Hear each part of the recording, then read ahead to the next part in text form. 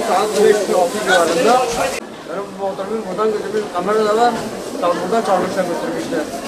Ben tespit edilmesini istiyorum motorumu. Nakliye işi yapıyorum. Motorumu boşta almışım. Taksit almayı, taksitimi vermeyi daha taksitim kalmış. 4 kişi kalıyor. Benle babam, annem, bir de kız kardeşim var. Başka geçimim yoktu. Onunla nakliye işi geçimini sağlıyorum. Benim raporum var. Ben engelliyim. Çalışamıyorum. Hiçbir yerde çalışamıyorum. Şarjlı motor almışım. Onunla geçimini yapıyorum.